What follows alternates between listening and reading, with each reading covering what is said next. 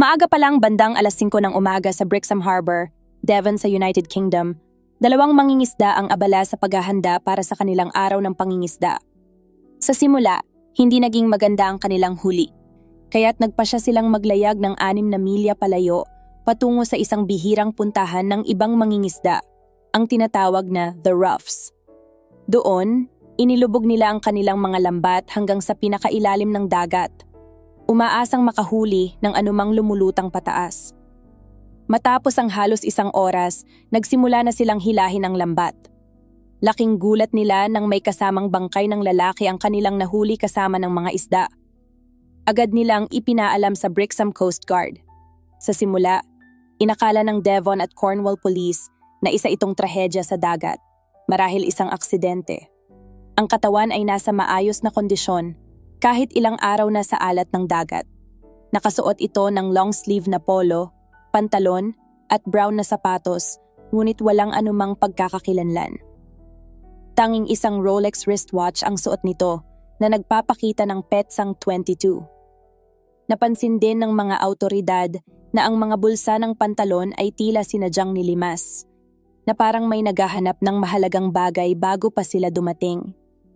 Walang naiulat na nawawala sa lugar sa panahong iyon, kaya't lalong naging misteryoso ang insidente.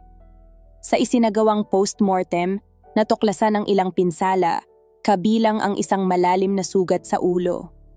Bagamat posibleng dulot ito ng pagkakahila sa lambat, may duda pa rin kung paano ito nakuha. Isang kakaibang tattoo sa likod ng kanang kamay ng lalaki ang natagpuan, ngunit bahagyang nabura na ng panahon. Ang pinakamahalagang clue ay nagmula sa suot niyang relo. Nang malaman ng isang opisyal na ang Rolex ay may serial number, agad silang nakipag-ugnayan sa Rolex London. Napag-alaman nilang ang relo ay ilang beses nang naipa-service sa isang alahera sa Yorkshire para sa isang lalaking nagngangalang Ronald Joseph Platt. Sa wakas, natukoy na ang pagkakakilanlan ng bangkay, si Ronald Joseph Platt. Kung hindi dahil sa Rolex watch, hindi sana natukoy kung sino ang biktima. Sa tulong ng relo, natunton ng mga investigador ang huling tirahan ni Ronald Platt sa Essex. Nang kontakin ng lokal na pulisya ang landlord, itinuro sila sa ginamit ni Ron bilang personal reference, isang Mr. D. Davis. Sinabi niyang pinahiram niya si Ron ng pera para makapagsimula ng negosyo sa France, at ang alam niya, lumipat na roon si Ron. Nang tanungin tungkol sa tattoo sa kamay ni Ron, sinabi ni Davis na ito ay Canadian maple leaf at ipinangakong magpapadala ng litrato. Ilang araw ang lumipas. Nagpadala nga siya ng larawan ni Ron. Sa puntong iyon, inakala ng mga investigador na tapos na ang bahagi ng kaso sa Essex, na si Ron Platt ay maaaring aksidenteng nahulog sa dagat at nalunod. Ngunit may ilang formalidad pa bago tuluyang isara ang kaso. Nang muling subukang tawagan si Mr. Davis, hindi na ito sumasagot, kaya't ipinakiusap sa isang kasamahang pulis sa Essex, si Detective Sergeant Peter Redman, na puntahan ang tirahan ni Davis. Pagdating sa lugar, isang tahimik at liblib na kalye, nagtanong si Redman sa unang bahay na inakala niyang bahay ni Davis. Doon niya nalaman mula sa mga residente na hindi si David Davis ang nakatira sa tinutukoy na address, kundi si Ron Platt. Ipinakita ng mga kapitbahay na ang taong kilala nila bilang Ron Platt ay ang parehong tao na nakilala ng pulisya bilang David Davis. Dito nagsimulang lumitaw ang mas malalim na misteryo. Ang suspek ay nagpapanggap bilang kanyang kaibigan na si Ron Platt, ang parehong taong natagpuang patay sa dagat. Ang natuklasang ito, nabunga lamang ng pagkakataon, ang nagpasimula ng mas malawak na investigasyon na tumawid pa ng 3,000 miles sa Atlantic at tumagal ng 2 taon bago tuluyang nalutas ang kaso ng pagkamatay ni Ron Platt. Sa huli, ang pagkakamali ng pulisya sa pagpunta sa maling bahay ang nagbunyag ng double life ng suspek. 1 taong inakala nilang tumutulong sa investigasyon, ngunit siya pala ang may pinakamalaking kinalaman sa misteryo. Madalas na napapaisip si Detective Sergeant Redmond kung ano kaya ang nangyari kung sa tamang bahay siya unang pumunta at nadatnan doon ang suspek. Kung ganoon ang nangyari, malamang ay naiparating lang niya ang mensahe at umalis na agad, at maaaring hindi na natuklasan ang mas malalim na misteryo. Sa halip, bumalik siya upang tanungin ang mga kapitbahay tungkol kay Davis at sa kanyang pamilya. Isinalaysay ni na Frank at Audrey, isang mag-asawang matagal nang nakatira doon, na si Ron ay may mas batang asawa at 2 maliliit na anak, isang sanggol at isang batang 3 taon. Nabanggit din nila na may koneksyon si Ron sa Devon dahil madalas siyang maglayag gamit ang kanyang bangka, bagamat hindi nila alam ang pangalan nito. Dahil dito, nagsimulang magtanong ang mga pulis sa iba pang saksi. Umaasang may makakalap silang detalye na makakatulong sa investigasyon. Nagsimula sila sa mangingisdang nakakita sa katawan ni Ron Platt.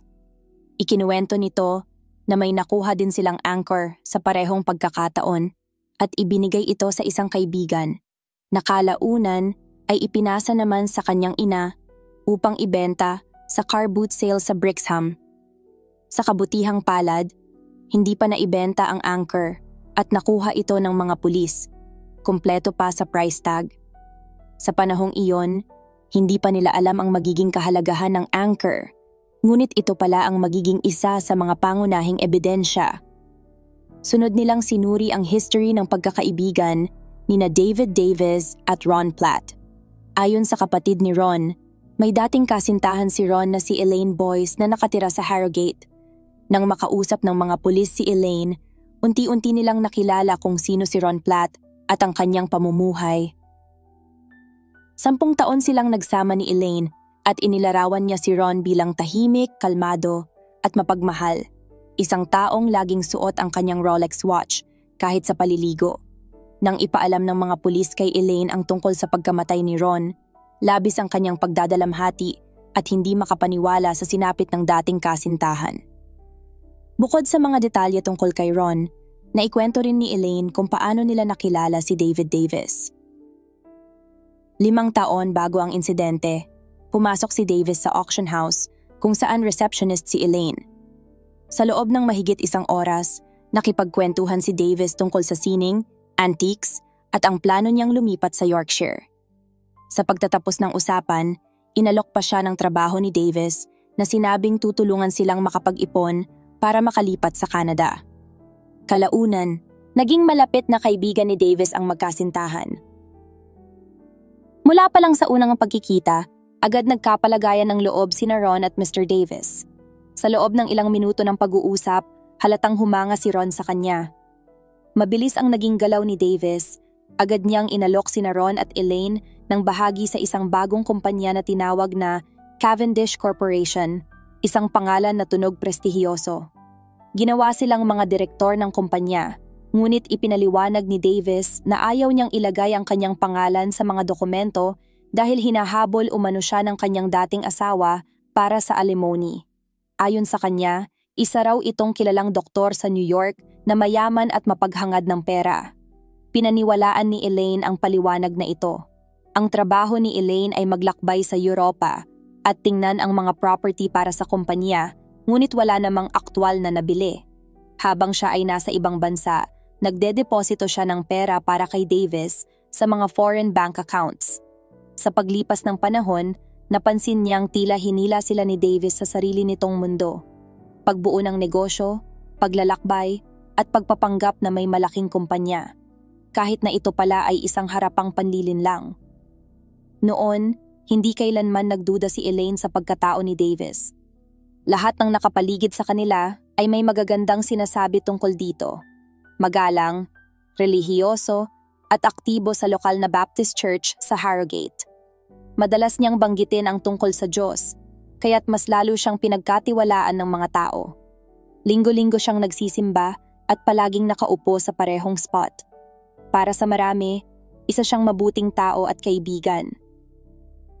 Noong Pasko ng 1992, inimbitahan sina Ron at Elaine na magdiwang kasama si Davis at ang anak nitong si Noel. Tahimik at mahiyain si Noel, ngunit halatang mataas ang pagtingin niya sa kanyang ama na siyang laging nagsasalita para sa kanila. Bilang regalo, binigyan sila ni Davis ng card na nangangakong bibili ng 2 tiket papuntang Canada bago matapos ang February 1993. Nagulat si Elaine sa alok na ito dahil napakabilis ng panahon para magdesisyon ngunit tuwang-tuwa si Ron dahil matagal na niyang pangarap ang makapunta sa Canada. Ipinaliwanag ni Davis na ito na ang pagkakataon nilang simulan ang panibagong buhay. May mungkahi pa siya. Gumawa raw sila ng rubber stamp ng kanilang mga pirma para magamit niya sa pagpirma ng mga dokumento o tseke habang sila ay nasa Canada. Isang bagay na sinabi niyang normal lang sa negosyo. Noong February 1993, tumulak sina Ron at Elaine patungong Canada upang subukan ang bagong buhay. Ngunit hindi naging madali ang lahat. Hirap silang maghanap ng trabaho at malamig ang panahon. Makalipas ang 5 buwan, bumalik si Elaine sa England para maging bridesmaid sa kasal ng kanyang kapatid. Inimbitahan din si Davis, ngunit nang malaman nitong hindi na babalik si Elaine sa Canada at kay Ron, ipinahayag niya ang pagkadismaya at pilit na hinihikayat si Elaine na magbalik, ngunit hindi na siya nagbago ng isip. Ilang araw lamang matapos ang kasal, biglang nag-empake si David Davis at umalis ng Harrogate. Iniwan si Elaine na walang anumang detalye tungkol sa kanya maliban sa isang mobile number. Hindi alam ni Elaine na mula noon, ginamit na ni Davis ang pangalan ni Ronald Platt at ipinagpatuloy ito sa loob ng 3 taon. Mula noon, bihira na ang naging komunikasyon ni Elaine kay Davis o sa dati niyang kasintahan na si Ron Platt.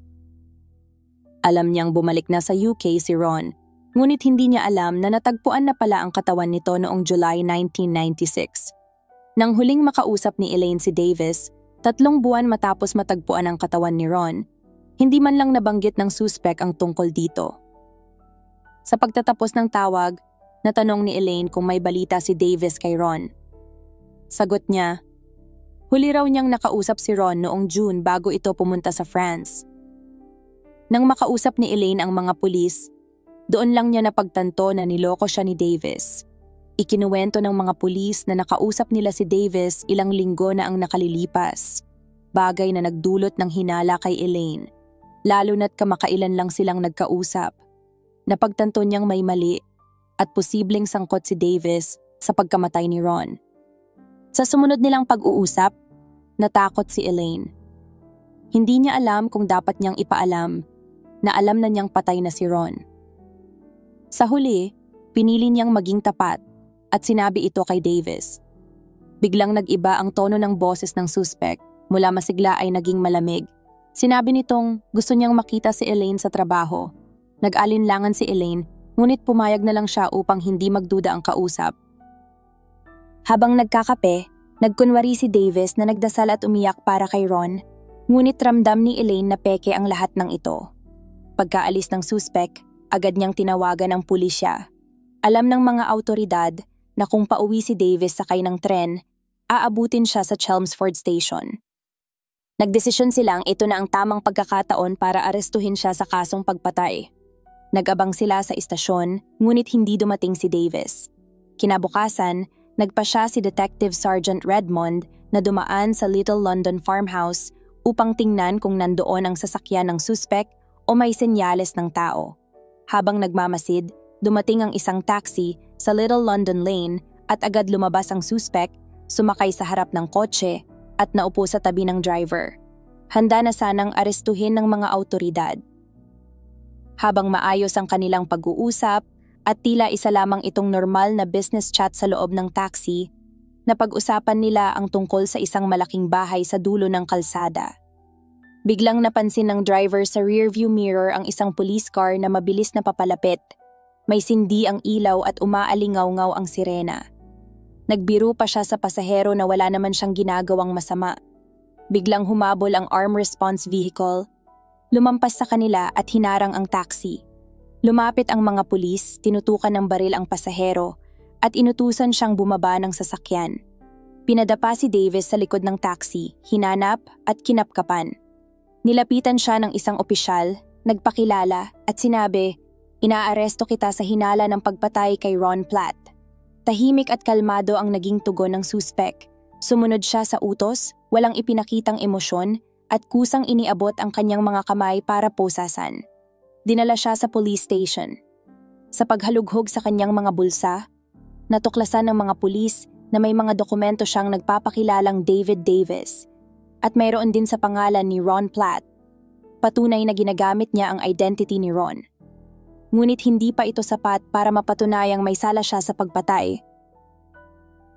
Habang masusing iniimbestigahan, natuklasan ng mga pulis na ang suspect ay isang international criminal na kabilang sa Interpol's Most Wanted list.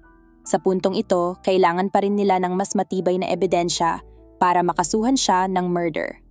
Karamihan ng ebidensyang ginamit sa korte ay nakuha lamang matapos siyang maaresto at sa mga sumunod na pagsusuri at pagsisiyasat. Pinuntahan ni Detective Sergeant Redmond ang bahay ng suspect upang arestuhin ang babaeng inakala nilang asawa nito. Hindi ito labis na nagulat. Mas inalala pa niya ang kalagayan ng kanilang mga anak. Habang nag-iimpake siya ng gamit ng bata, napansin ng isang babaeng pulis na mabigat ang bag.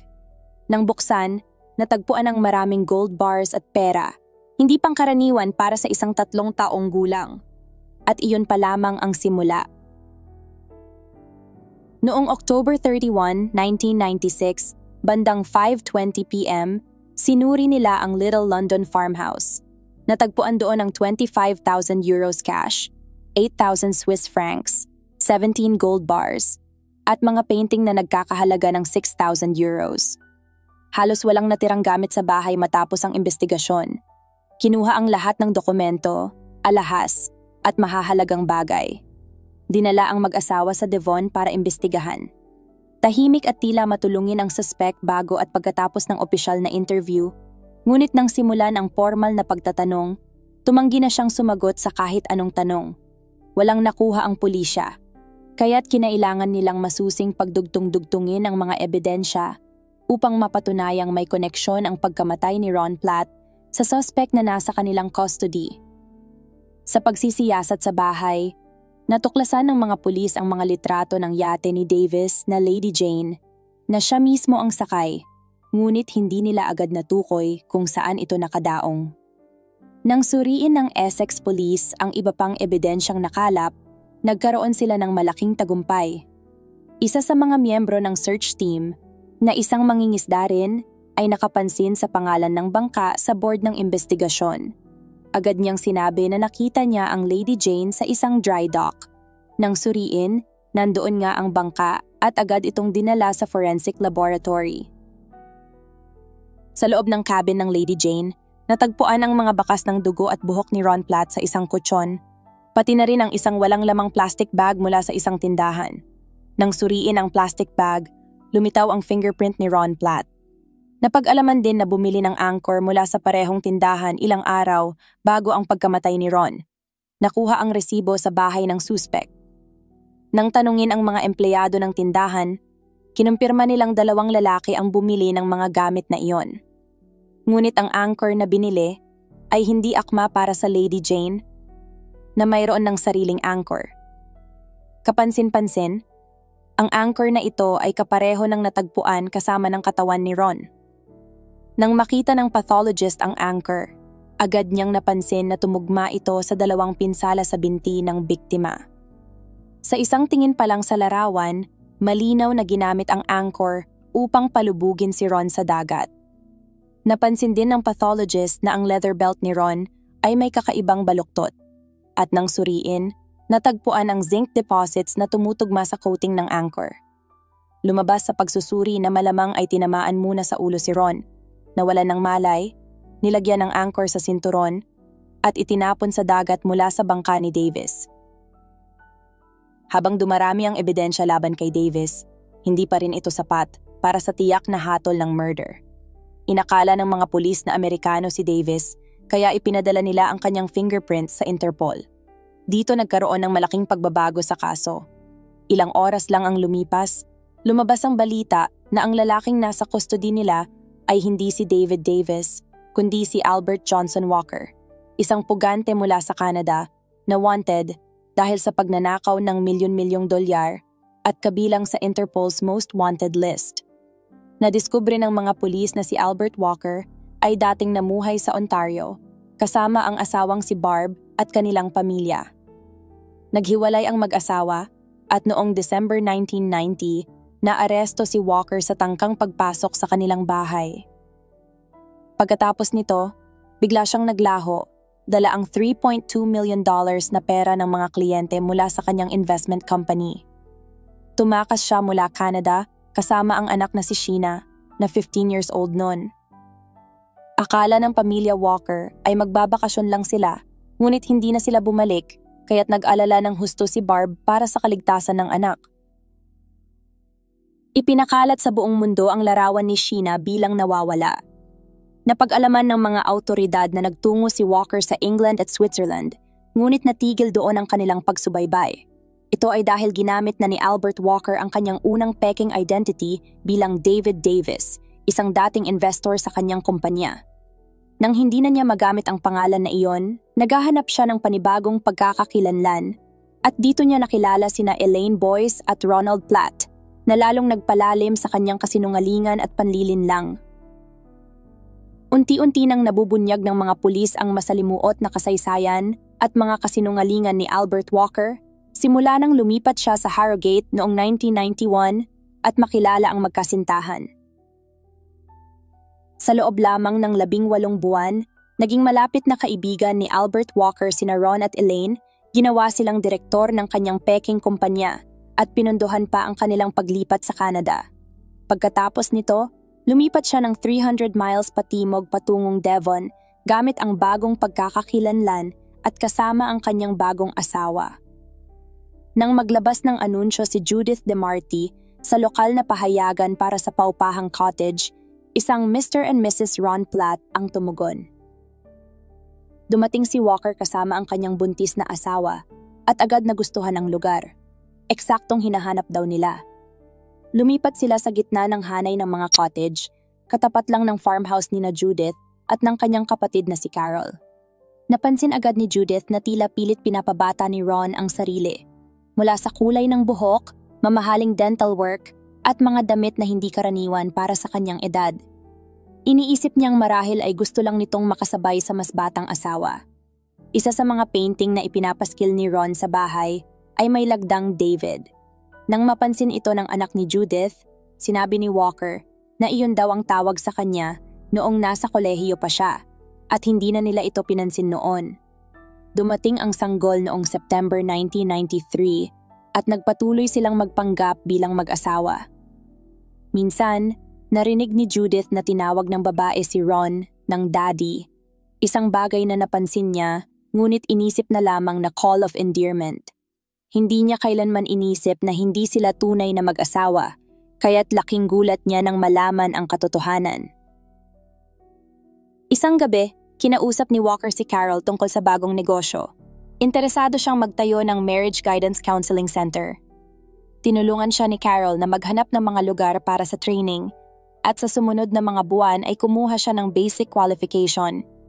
Nagulat si Carol nang balakin nitong magtayo ng sarili niyang counseling center. Pagsapit ng dulo ng 1994, lumipat na naman sila, ngayon ay sa Essex, kung saan tuluyan nang naabutan ng mga pulis ang suspek.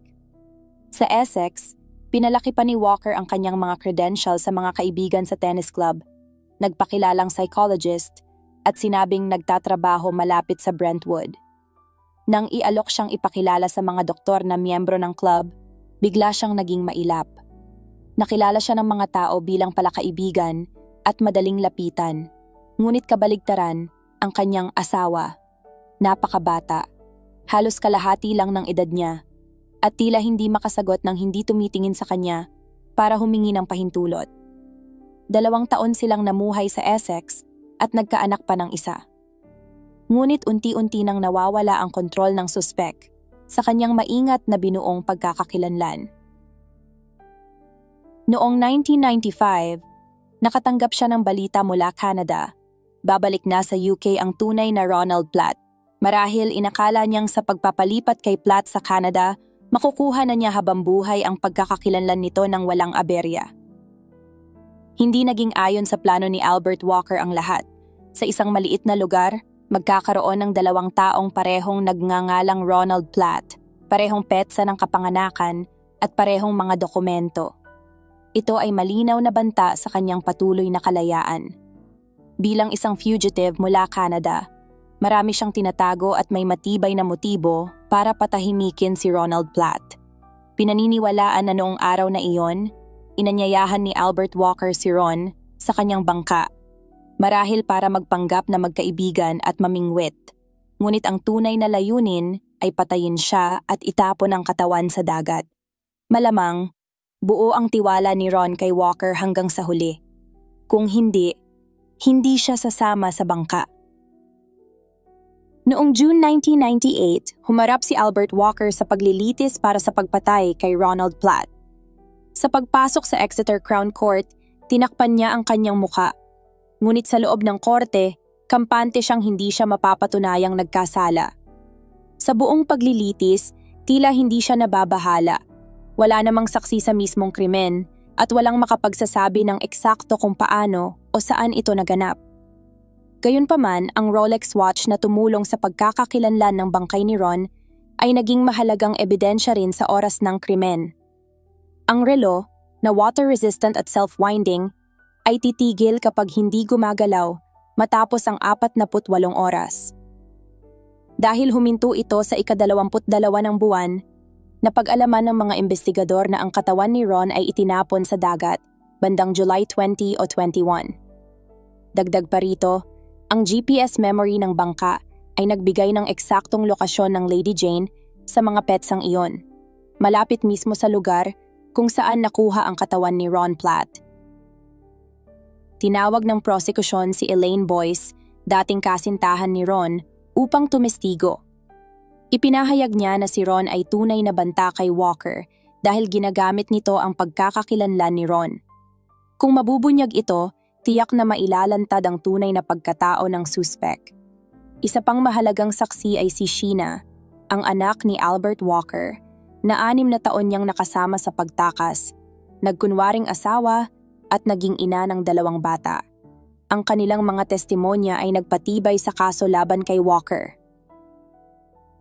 Naniniwala ang mga investigador na labis ang impluwensya ni Albert Walker sa kanyang anak na si Sheena. Parang na-brainwash siya upang protektahan ang ama, at madalas siyang nagamit bilang alibay o katuwang sa mga plano nito. Malungkot mang isipin, naging kasangkapan siya sa mga lihim ng kanilang pamilya. Nang maaresto si Walker, bumalik si Sheena sa Canada kasama ang mga bata. Makalipas ang 2 taon, nagbalik siya para tumestigo sa paglilitis. Nilinaw niya na wala siyang kaalam-alam na si Mr. Platt ay nasa Devon bago ito namatay. Sa mismong araw ng krimen, si Sheena, ang mga bata, at si Walker ay nagbabakasyon sa isang holiday cottage sa Devon. Itinuring ng prosecution na mahalaga ang detalye na hindi sinabi ni Walker sa anak na makikipagkita siya kay Platt, isang indikasyong planado ang krimen at siniguradong walang makakaalam. Hindi rin naibigay ni Sheena ang alibay na kailangan ng kanyang ama para sa araw ng pagpatay. Sa kanyang testimonya, kinumpirma niyang lumabas ng mag-isa si Walker sakay ng bangka sa araw na pinaniniwala ang pinatay si Ron. Masama ang panahon noon at basang-basa siyang bumalik ng gabing iyon. Bagamat hindi ito matibay na ebidensya, ipinakita nitong may pagkakataon si Walker na gawin ang krimen nang walang ibang makakaalam. Sa ika-8 araw ng paglilitis, si Albert Walker naman ang tumestigo. Isang tensyonadong sandali iyon.